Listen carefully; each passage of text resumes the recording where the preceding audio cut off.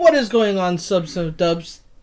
Welcome back to another episode of Subs and Dubs Reacts. This week, it is the second to last episode of Haikyuu. Dude, Our climax. it is basically the climax of the episode. It is the climax. It's And- the definition. You're right. And if you're new around here, my name is Casey. I am one of the co-hosts of the show, and this is Toonie2K. I'm This also is- a co-host. And my name Air is quote. right there. This is air quote our guest, but he is He loves quickly, us. He he's loves being quickly up here. becoming I a hope you co-host. can read that, but if you can't read it, my name is Wes. There's Hi, no Wes. And T. if this is your first time and you enjoy the content, give us a thumbs up, hit us with a subscribe. Do your thing if you like it. If you didn't like it, Click on the bell. yeah, that means when we upload, you get to see it right away. Yeah, that's pretty nice. I like Yeah, that. I like that too. But let's just get right into it. First of all, this week's episode, I think, is the first episode this season that starts off without like a preview. The music just starts, which means it's serious business. The episode's about to start, and then something's gonna happen because they didn't give you no backstory. It means they need the entire 23-minute runtime to tell It you makes what's it up. real easy to skip the intro. I always appreciate that. A minute. What's it? It's a minute 45, right? Minute 30. It's Haiku a minute 30. Yeah. You're missing out, bro. Wes, you knew this was the climax episode, and you still decided to skip. I always the skip intro. the intros. I gotta just waste Wait, time. I gotta you be have to efficient. listen to them at least once, though. Nope. Like, oh my god, dude, you're missing Bro. out on so much culture. Listen, I have no regrets. You're an idiot. But yeah, I know. basically, the episode starts with us seeing Hinata tipping the ball with his foot from the previous episode, just in a different perspective, and we see the score now. Instead of being the deuce, it is now 26-25. And that kick off the foot was kind of insane. Like, you thought they messed. You thought Kageyama was kind of losing it. You see him after the play saying like, "Damn, don't get tired now." Yeah. So That was an insane play. Like Yeah. that's like a 1 in a million thing like that works out. Like that should never work. You should not be able to just kick the ball from right next to the net over the net perfectly on their side for a point. Wait, Like- while he's in midair too. Yeah, that's yeah, just it's- ridiculous. it's because he's short and he's able to be so nimble, Wes. It's one of those 1 in a million plays, bro. He'll probably never be able to do it again. But we'll Though see I it guess happen this next guy week. has returned at least 6 baseballs in the series or in the whole like course of Haikyuu. So who knows what Hinata's gonna do next? Yeah, but right after that we see Rintaro. He spikes the ball down the middle, and you see like a really good pass from Atsumu, and he's saying, and Rintaro's like, you know what? Usually at this point, Atsumu gets really worn out, and he's not as focused. But this time he's like completely locked in, and he's like clearly in a battle between Kageyama and himself, right? He's in the zone. Don't Throw do the that. basket. Nope. There's Nope. Karsuno's screwed if he's in that zone, bro. But right after those plays, we see the goat do the. He hits him with the He's silence. conducting the band. Yup, and he does one of those like jump floater serves, and he puts the ball like right between Tanaka and Daichi, and it causes Daichi to make like honestly a rare mistake. He doesn't make too many of them, and we see him put Karsuno on the edge. They're now down 27-26, and the coach tries to calm her down. Says he's like, we don't need a miracle, boys. Like just do what you've always been doing. Yeah. Yeah. I mean, it's crazy because like we see we don't need like the memories from Inarizaki, and then you see like Karasuno is like either an underdog, right? And like usually like everyone in the crowd's like, oh, Karasuno needs a miracle to beat Inarizaki, a top team, and their coach is just settling them down and saying like, we don't need this. We got here for a reason, and we deserve to win this if we play better.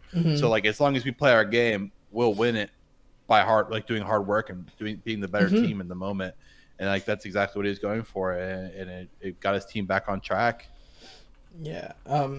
Right after that, like after that play, we see the second serve go up from Atsumu, and this time Daichi makes like a really good return, and it goes a little long, so Hinata has to like challenge Kageyama, right? Kageyama was like going for the tip up, and then He not literally went straight for a spike. No doubt in his mind. Yeah. It was like from season 1 where Hinata would just go up and he's like, give me the ball. That's exactly what he did. He literally went up the whole way. So Kageyama got like challenged mentally, like without saying a word. He knew he had to get that ball to Hinata. And of course, he fucking perfect set. Hinata spikes it, and Atsumu is just like awestruck in like the best way. Like Atsumu, it just loves the competition, loves winning, and that's why they're saying like he's usually loses focus, but like the Kageyama and Hinata are like have him so in the game, like he wants to beat them because someone's finally challenging him as like who's a better player or who's like the better team, right? So now it worked out so well. You want to know what I find funny about that though? It's that Atsuma's focused on beating Kageyama, and Kageyama's focused on beating Hinata, bro. Yeah, I think that's the other way around. Yeah, I know. You said it backwards though. So Atsumu wants to beat Hinata, right? Like that's who he's really like worried about. Like in the setter battle. I got what you're saying. But I also feel like Atsumu is like really recognizing Hinata. Like I think he recognizes both of them for sure. Yeah.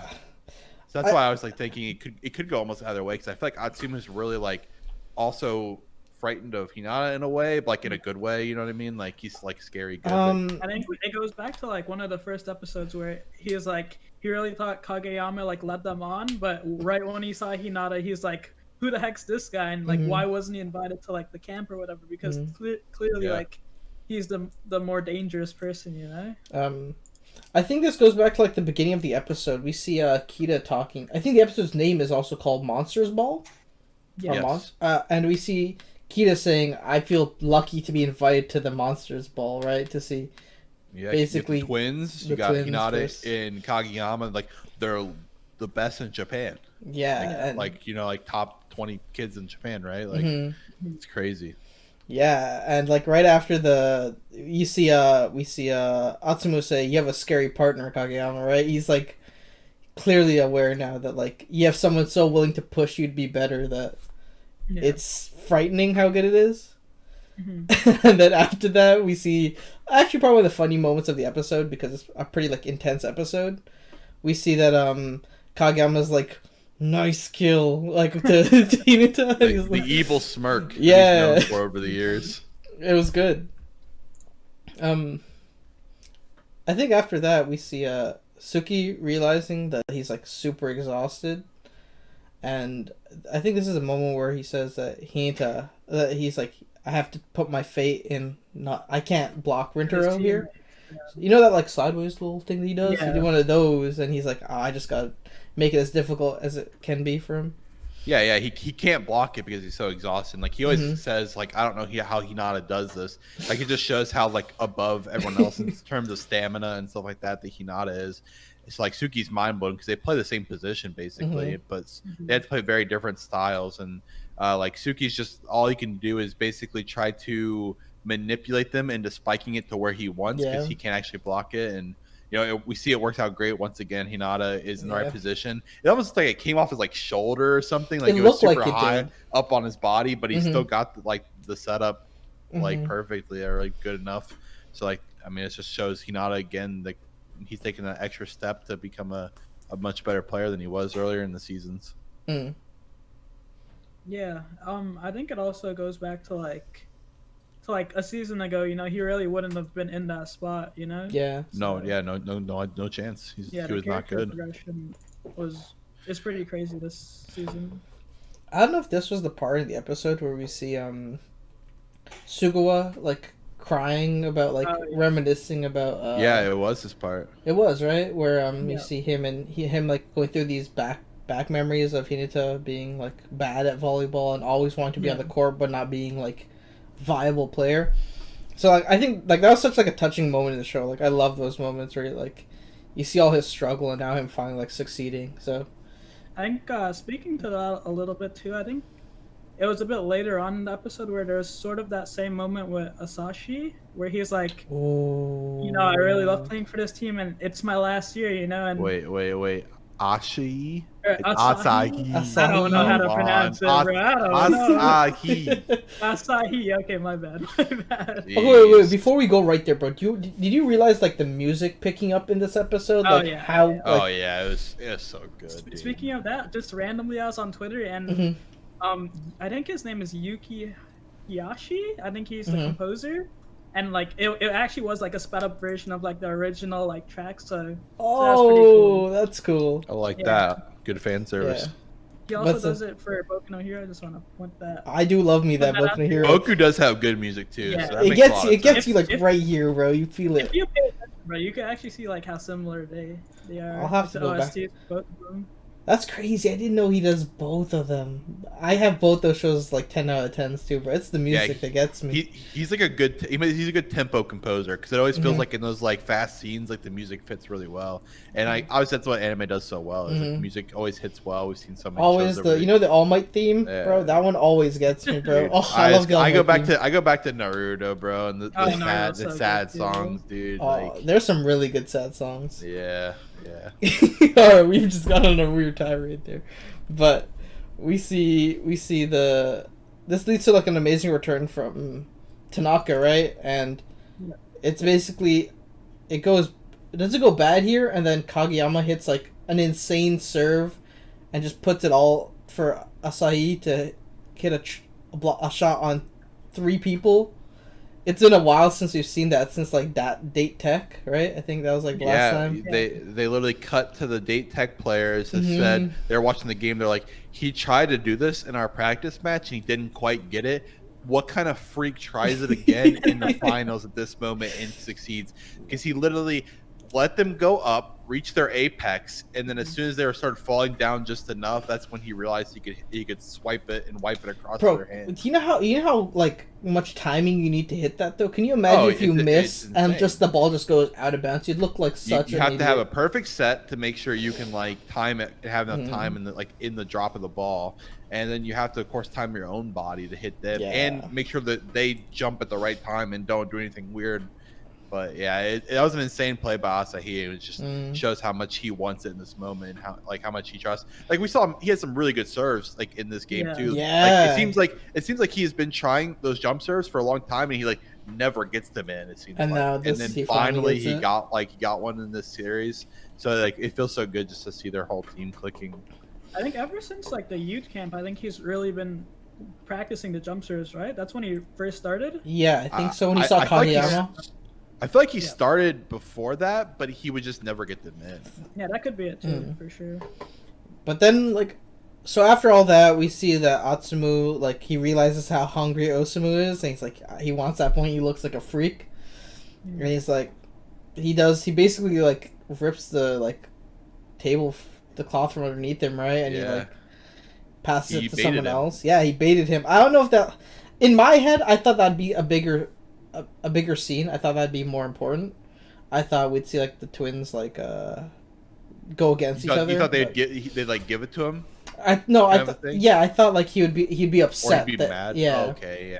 It makes a lot of sense because in that moment like they needed the point and like everyone in the court could like feel Usamu's like intensity and how much he wanted it, and then like it was just like you use that perfect bait just like Kageyama uses Hinata, right? Yeah, I think that was like the problem, and like I don't know if I was frustrated by that, but I was more like I wish there was more that they'd give us to that extent. I feel like in that moment it would have made perfect sense if Atsumu gave it to Osumu. Like it would just make sense, right? Like, but obviously like that's super like predictable. Right, like in that moment, and then it worked out perfectly, like we saw. Like he just Karasuno fell for it, and then the very next play, we see Kageyama just hit him with a center dump. He's like, finally, dude, I was asking for this. We got one from Atsumu in the last episode, and Kageyama finally gave us one. I was like, it had to work. It was just like, when does he do it? Bro, that smile at the end was evil, bro. I wish I had like the anime face to do that, bro. He's got these sharp edges, bro. It was great. Yeah. You could just see like him and Atsumu had just been fighting like mentally. They had, like don't even say much to each other, but it was just mental warfare. It was great. Yeah, so good, bro. At this point, the score's like 31-30 in favor of Karsuno, right? Like, that's a long game of volleyball. Yeah. I think we even see everyone saying, "Yo, this game's going to 30 points. Like, let's go see what's going on," right? Yeah. Mm-hmm. And so we see that like this, everyone's like super excited on the floor. So Suki hits like this perfect spike that just barely goes over. He's been aiming for it like the entire game, and like the ball just barely goes over, and the pace just picks up. The score for the show picks up. It just gets really tense, right? Yeah, so as a team in the lead in that situation, and no matter what sport it is, you always want to like finish it, right? You're always very antsy to like get that final point because it's so big. Like you're on the edge of winning. You need 1 point. You're so like antsy to do it, and then it just like you speed up, which makes mistakes happen, and you lose your tempo and your game plan. And we saw that like Karasuno was like kind of struggling, like they didn't look as quite together. And like their coach was obviously just like begging, like slow down. Like he had the great line talking about how speed can like choke a team to death and they can't breathe. But then we get Hinata. Somehow the kid that always is in the right mindset no matter what is going on, he takes the time to return it into the air for like a minute. It sat up there, it seemed like, right? It just floated and it slowed the whole team down. You saw like everyone's exhale, dude. They just like all the weight off their shoulders just like came off and they just executed perfectly. Yeah, I also love that flashback they did to the youth camp too, where he was training with that really tall guy, and he couldn't really get the timings down, and Hinata gave him the advice to just bump the ball up really high, so you have a lot of time to do your gather and whatever. And wait, was that youth camp or his middle school? That was the ball boy like arc or training thing or whatever. Okay. Yep. So just that little callback was really, really nice to see. Yeah, and we see them do like they took a full step back, like full distance synchro attack. Like we're gonna win this. Yeah. I thought that was it. I thought we were gonna see like a spike. Yeah. Yeah, it went to Tanaka. To be honest, I kind of saw when it went to Tanaka that this wasn't the end. Like just mentally, I'm like, they're not gonna give it to Tanaka, right? But it gets blocked, and Kageyama goes for the save. Then it runs, and Suki actually's running down to the back of the court. Yeah, and tries that was actually insane. Yeah, and then we see, I think Daichi just takes it right back over. And so everyone's flustered right on the Karasuno side, like, no one's back. It's going to go back to a tied game, right? And the twins are like, oh, it's time. They hit them with the perfect setup. All right, we get back the same scenes as before, where they did that perfect quick. Yeah. And then the back minus tempo, like the quick minus tempo, and everything's perfect. Like I thought we're getting back to a tie game. And of all the people that I thought would save this, like to see Kageyama and Hinata jump up for it, like that was insane. They blocked it with the power of friendship. One arm each, boys. One arm each, boys.